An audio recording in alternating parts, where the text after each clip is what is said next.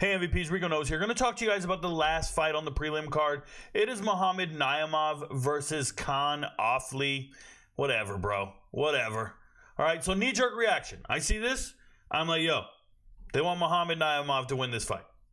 Right? We're fighting in the Middle East. They want him to win this fight. It's a showcase fight for him. Go do your thing. And he's fighting a guy who's from Australia. But let's break it down a little bit. First thing is, we'll talk with Ofli here. This dude is tiny. 66 inches. It's not all the same, bro. Your 6 inches and my 6 inches ain't the same, bro. Right? You're rocking this. I'm rocking. Okay. Listen to me. This guy trains with Australian top team. He's not Australian. His nickname is Genghis. The homie's from Turkey, bro. He's from a country named after a duck. Turkey. 12-3-1. 6 subs. He is a grappler at heart. Not a great striker. We thought he could strike a little here and there. He was on The Ultimate Fighter. Not the Dana White Contender Series, The Ultimate Fighter. You know that old show? Like Road Rules and fucking Real World and Nobody Cares? Yeah, he was on that thing. And he was winning those fights by submission.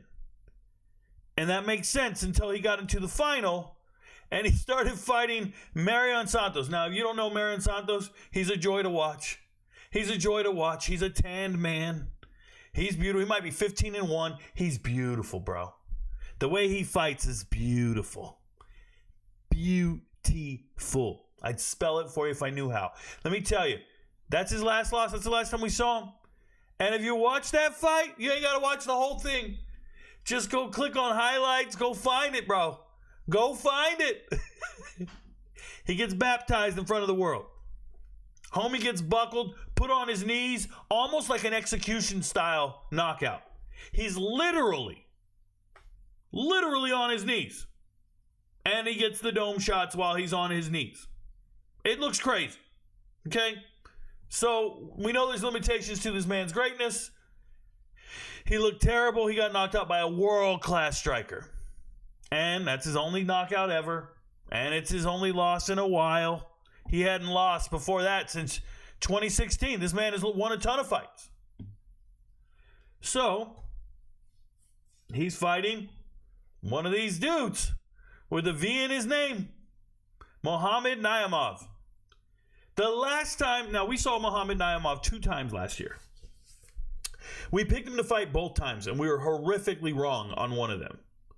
So, his last fight, well, let me go 2 fights ago. The Eric Silva fight. I picked that, and I knew he would win, and he won by a first-round knockout. Cool, bro. He knocked out an old man in Eric Silva in the first round. Then he goes to his next fight, and he's fighting for Felipe Lima. Felipe Lima looked average as hell on the regional scene.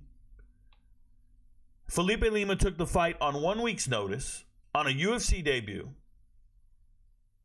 and beat the ever-living piss out of this man. And the way he did it, now, some people will tell you Felipe Lima's corner was worried he was losing. Come on, do it, Rocco. Do it, Rocky. Do it for your mama. Whatever. I'm just telling you that Felipe Lima beat this man because he's got no gas tank. No heart. He starts drowning. In the end of the fight, he ain't got anything left. And he gave up and got tapped. Rear naked choke, tapped. Okay? So Felipe Lima subbed him the last time we saw him, and he was probably a lock. I want to say he was close to a lock when I picked him. You go watch the video of me talking about him on Patreon. I sound foolish as fuck. I tell you the fight's going to go the distance. It didn't. I told you to bet on this to go by points. It didn't. Because he wasn't supposed to get subbed. It was supposed to go by points, and you could pick either one of them to win by points. Obviously, he didn't win by points. It did go over rounds. I did mention that, but let's not go there. Muammad Naimov hits really hard. He actually has 6 wins by knockout. He actually knocks people out. We've seen him knock some people out recently, but this winning streak that he went on is not the most impressive winning streak in the world. It really isn't. He's fighting Jamie Mullarkey at 155, and we now know Jamie Mullarkey has no chin. He's got a T-Rex chin, right? And I'm talking about Terrence McKinney. He doesn't have a real chin. And then the fight against Nathaniel Wood was the biggest cheating fight you'll ever see. It was just rule break after rule break after rule break. I'm talking about fence grabs, eye pokes, strikes in the back of the head. Any rule you can break, he broke it in that fight. And he managed to beat Nathaniel Wood. At least we know, hey, if you're not cheating, you're not trying. We know this guy's a cheater. He's a cheater. And then he beat the hell out of an old dude. So when you start to look at his record and you start paying attention to what he's done, it's actually not that impressive. It really isn't.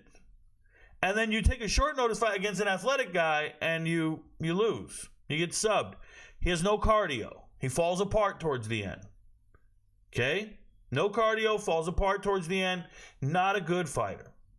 Is he going to beat a dude like Ofli? Well,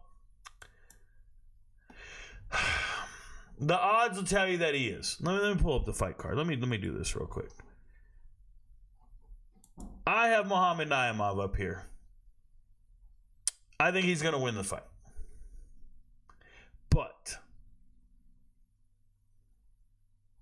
I can't pick Ofli. He's just not athletic enough. He's not dynamic enough. But I would not be surprised to see an incredible upset here, because that's the type of eggs this motherfucker lays. That's why I can't make him a lock. I can't. What I have over here is a value bet. I wouldn't bet on this fight like this. I wouldn't bet the money line either way.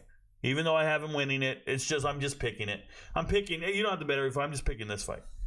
The bet I would take is a plus 106, because I could see Naimov winning this fight by knockout, or he gets subbed. He gets exhausted. He gets gassed. He got no gas tank left, and he gets subbed. And this little dude over here, Ofli, with them little arms, figures out a way, pinch him by his cheeks, and tap him out. It's possible. I wouldn't bet too heavy on this fight. I know you guys are looking at this whole fucking fight card going, Rico, where are the locks? I'm wondering the same thing. Where are these locks? I don't like those odds, and I just don't believe in Naimov like this. Now, if you believe in it, guys, you can go chalk right here, and you'll probably get plus money. Let me do that right now. Let me show you guys something. If you don't like what I'm putting together on the card, you can do it yourself. You can go in here and do this shit all day. And there it is, plus 101, chalk prelim. I'll probably put it on the card. I'll do it right now in front of you.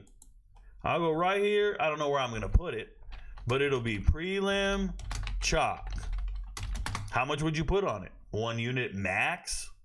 Nothing too crazy. And it's going to be Naimov, Gaziv, all these dudes with the V's, bro, and McKinney. Now, this could go easily not be a plus 101. Easily. If that McKinney jumps back up to minus 550, it goes away. So you got to get on it when you can. Now, do I think it's a hell of a bargain or yeah? Not necessarily. But it's a solid bet. It's a respectable bet. I'm saving it so I can give it to the MVPs. Right? And now I'm calling it a prelim chalk lock, whatever I'm calling it, but none of it's green, bro. None of it's green. So act right. Understand. Watch the videos. No blind tailing. Watch the videos. Your friends don't know, but Rico knows.